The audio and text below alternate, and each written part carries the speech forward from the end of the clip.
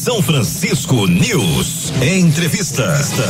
Recebemos nos estúdios da 97, neste mês de setembro, primeiro dia do mês, o deputado federal Rubens Ottoni é o nosso entrevistado de hoje, trazendo informações importantes de Brasília, não somente, Newton, nesta semana em que temos mais investimentos para a nossa cidade, mas também diante de um cenário político que envolve, o julgamento do ex-presidente Jair Bolsonaro. Mas outros assuntos também estarão em pauta nessa entrevista a partir de agora. Bom dia, deputado. Bom dia, Jonathan. Bom dia, Nilton. Bom dia a todos que nos acompanham aqui pelo São Francisco News. Satisfação poder estar aqui com vocês para poder prestar conta do trabalho, para poder falar um pouco do cenário, como você disse, o cenário internacional, o cenário no estado, enfim, daquilo que nós também pensamos e trabalhamos para nossa querida cidade de Anápolis. Deputado, no começo do programa a gente trouxe aqui, como de costume, a capa do jornal O Popular, que tem como manchete principal: o novo PAC tem 377 obras e ações só no papel aqui no estado de Goiás. De acordo com a matéria, de 840 projetos e programas para o estado até 2026, apenas 250 foram concluídos até agora. Digamos que a gente antecipava já essa pauta há muito tempo aqui no programa, porque quando o senhor comentava que não depende só do deputado, que vai lá destina a emenda, a verba, como o senhor faz, por exemplo, aqui para Anápolis, depende também das ações dos executivos municipais para que as obras saiam do papel, deputado? É verdade, você tem toda a razão, vocês estão de parabéns aqui, porque vocês já puxavam esse assunto já há algum tempo. E hoje ele se torna aí notícia no estado de Goiás e tem sido motivo do meu trabalho por todo o estado de Goiás. Fazer com que os investimentos do governo federal, as oportunidades do governo Lula para os municípios, elas aconteçam na prática, na ponta, levando o benefício para a comunidade. Então, nesse caso, o que nós temos? Nós temos ainda vários municípios onde o recurso já está disponibilizado para o município, seja na área da saúde, seja na área da educação, pode ser uma creche, uma escola de tempo integral, às vezes na saúde, uma unidade básica de saúde, um CAPS ou uma policlínica. E às vezes o município ainda não tomou a iniciativa de fazer a licitação e iniciar a obra. Esse tem sido o meu trabalho aqui em Anápolis para dar agilidade e também em outros municípios goianos. Agora, quanto à matéria aí do Popular, fala, não, apenas 250 obras já foram concluídas. Este é um número considerável, não é pouco não. De 840. Então elas são muitas obras que já foram concluídas, porque o PAC ele é um programa previsto até 2027. Então, um programa previsto até 2027, nós já temos uma grande parte das obras concluídas. Agora, a minha preocupação não é com obra concluída. A minha preocupação é com a obra iniciada. Eu quero que o município inicie, faça o seu processo, faça a sua parte de poder licitar, iniciar a obra, para a gente poder acompanhar. E aqui na cidade de Anápolis, deputado, nesse seu acompanhamento também nas obras que estão aqui previstas para nossa cidade, qual é a atual situação e o andamento delas no município? Essa é um balanço importante. Anápolis há muito tempo não recebia tantos recursos do governo federal como está recebendo agora do governo do presidente Lula. No último governo federal, nós não vimos aqui nenhuma obra do governo federal para falar, olha, isso aqui o governo federal trouxe para ajudar a cidade de Anápolis. Agora, só em menos de 3 anos do governo do presidente Lula, nós já temos obras importantes indicadas e com recursos disponíveis para a nossa cidade. Então nós temos 2 unidades básicas de saúde, uma lá no Jardim das Américas e outra unidade a unidade básica de saúde é no Jardim das Américas, a policlínica no Adriana Parque. Sim, na região da Grande Ara. E nós temos na área da educação, nós temos uma escola de tempo integral lá no residencial Under e também uma creche lá no Jardim Primavera, a unidade básica de saúde que eu esqueci aqui, uma no Jardim das Américas e a outra lá na Vila Esperança. E além disso, Jonathan, ainda agora já na outra indicação do PAC, nós ganhamos mais uma creche, que é uma creche lá no Copacabana, e também um CAPS no Samambaia. Então são recursos expressivos do governo federal. Agora entra o que você falou. E qual que é a situação de momento? Algumas dessas obras, elas já foram feitas licitações. As licitações foram feitas, a obra já está iniciando. Mas dessas obras parece que só 2 elas efetivamente já foram iniciadas. As outras ainda estão em processo de licitação. Quer dizer que ela não será feita? Não, será. Quer dizer que a prefeitura não está com interesse? Não, a prefeitura está com interesse. Agora, eu quero agilidade. Eu estou acompanhando para ter agilidade, até porque quanto mais rápido nós conseguimos fazer essas obras, mais chance a gente tem de liberar mais recursos para a cidade de Anápolis. O senhor mencionou Copacabana, que é ao lado do Leblon, são 2 conjuntos habitacionais dentro do programa Minha Casa Minha Vida. Existe expectativa, deputado, para a construção de novas moradias populares em Anápolis com recursos federais? Essa é uma preocupação que eu tenho levantado e tenho alertado o poder público sobre a importância de apresentar projetos no programa Minha Casa Minha Vida, direcionado para a população vulnerável, para a população na faixa de renda máxima até R$3.000. Aqui em Goiás, em Anápolis, nós temos uma participação expressiva já do programa Minha Casa Minha Vida, mais de 4.500 moradias já encaminhadas para o município de Anápolis, do governo federal, do governo do presidente Lula, através do programa Minha Casa Minha Vida, mas infelizmente nenhuma delas nessa faixa que a gente chama faixa 1. Por quê? Porque esse faixa 1, que é para a população carente, que você entrega a moradia a custo zero, ela para acontecer é uma parceria do governo federal com os governos municipais. Então o governo municipal tem que entrar com a sua parte, tem que fazer um convênio, tem que dar a área, tem que garantir a infraestrutura, e por isso às vezes os municípios não entram nessa porque ele teria que participar e deixam o programa Minha Casa Minha Vida acontecer apenas nas outras faixas, que são as faixas de financiamento.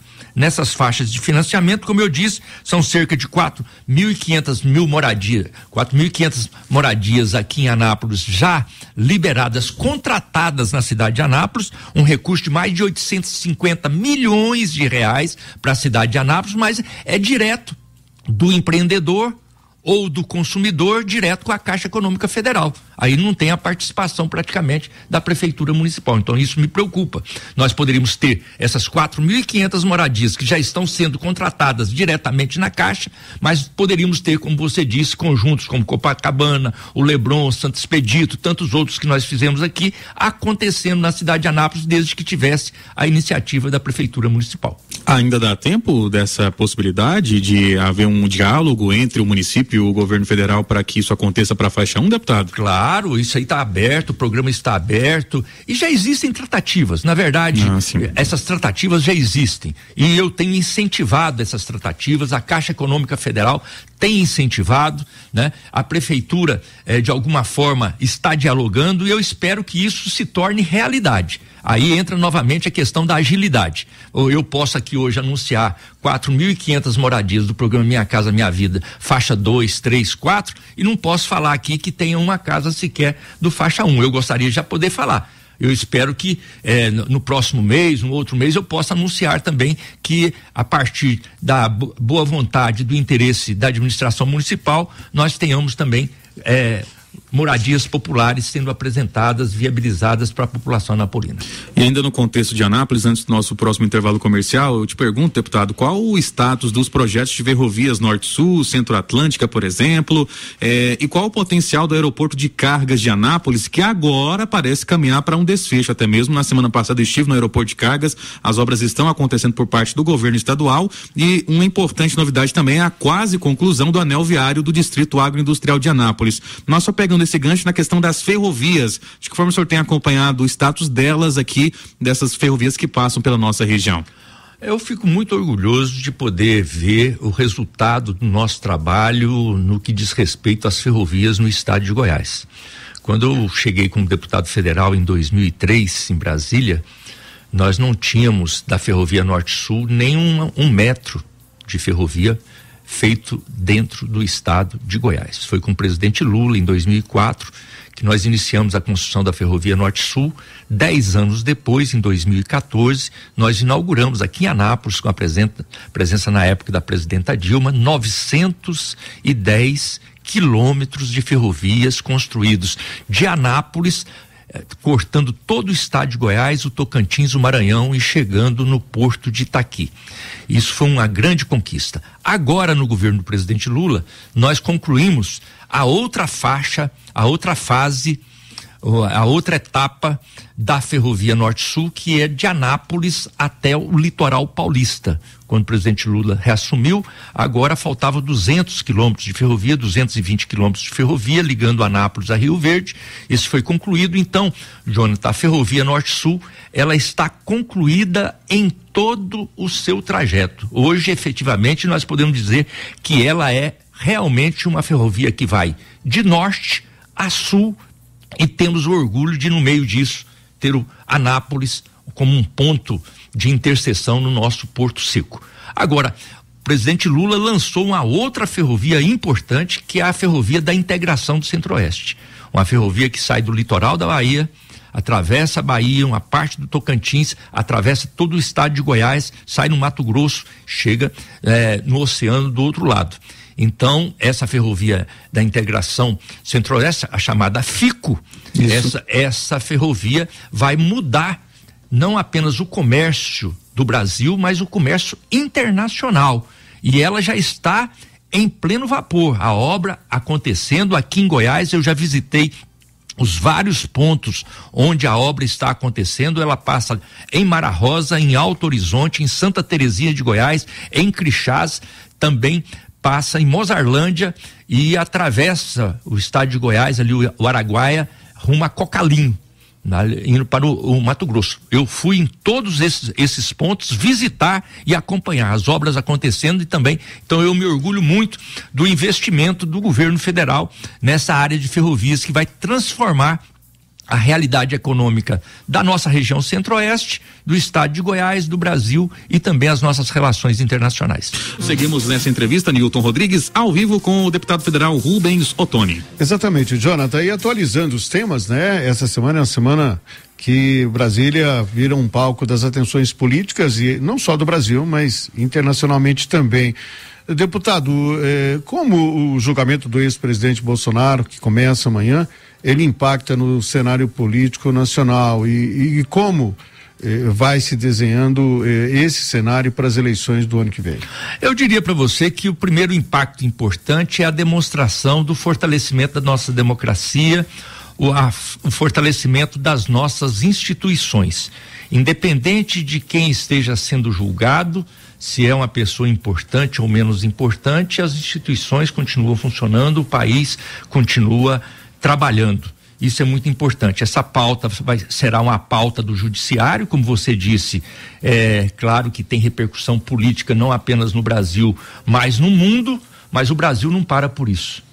E o recado que se dá é que as instituições funcionam e devem funcionar dessa maneira mesmo. A democracia, ela existe dessa forma. Nossa Constituição prevê o poder executivo, o poder legislativo, o poder judiciário, são poderes harmônicos, mas independentes. Cada um deles trabalha na sua jurisdição, no seu trabalho, na sua prerrogativa. E agora, essa agenda aí de atenção internacional será no poder judiciário, mas o poder político continua, tanto o executivo quanto o legislativo, trabalhando para fazer leis, o legislativo, o executivo executando obras, como nós falamos aqui, do PAC, do Programa de Aceleração do Crescimento, o que demonstra maturidade, responsabilidade, força das nossas instituições.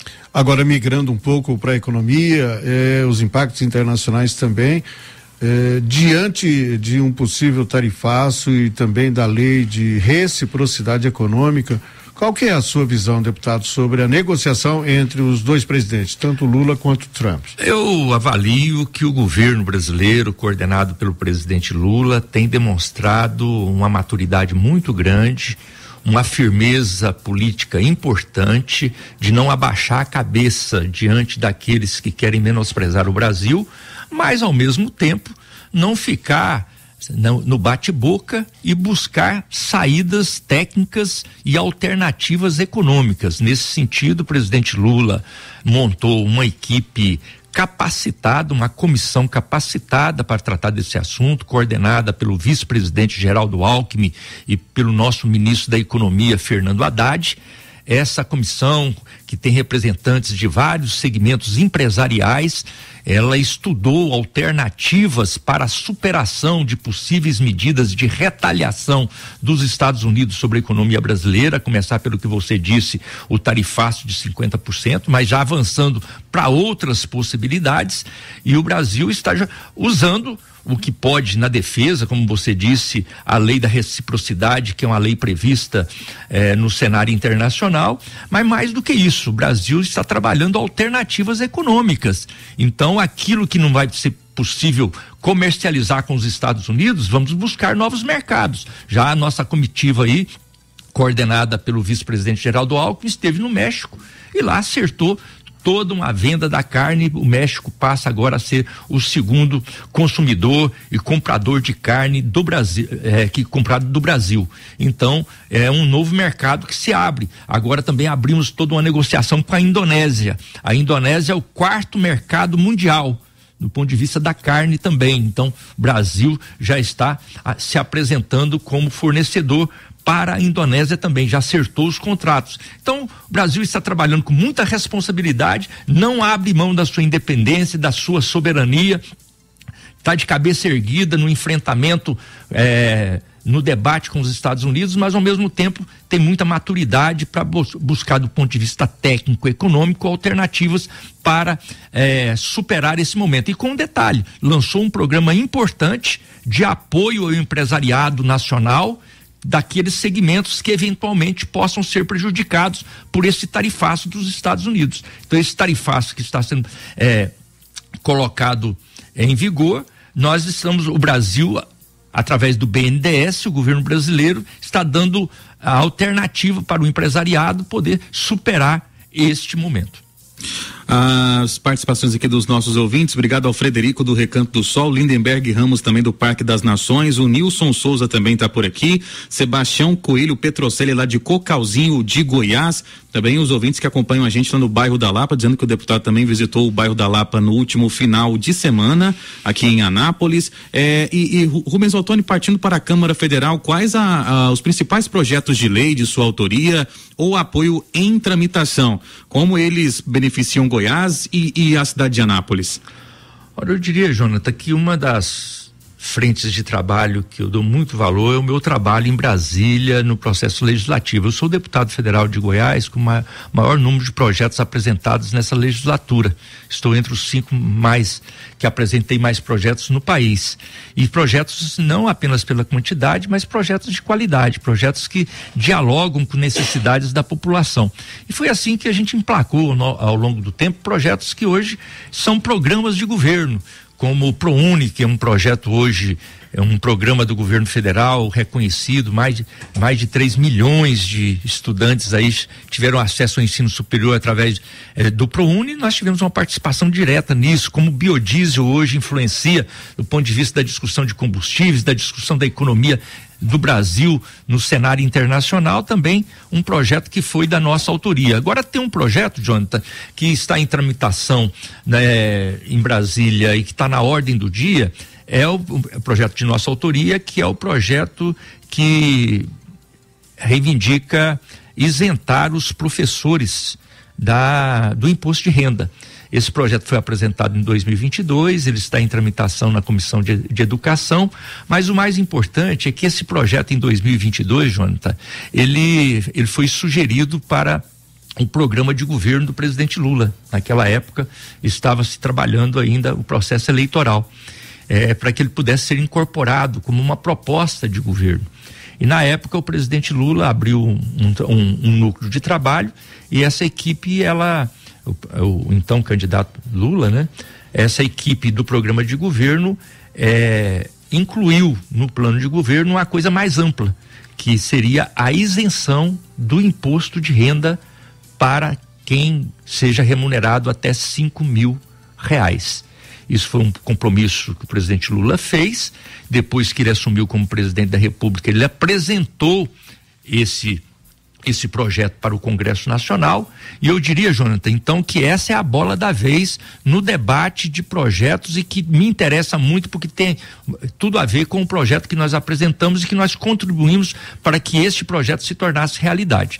Então nós temos o projeto de lei da isenção do imposto de renda para quem ganha até R$5.000, independente de categoria, e temos um outro projeto de lei, que é o projeto de lei da nossa autoria, que isenta os professores, independente da remuneração do imposto de renda.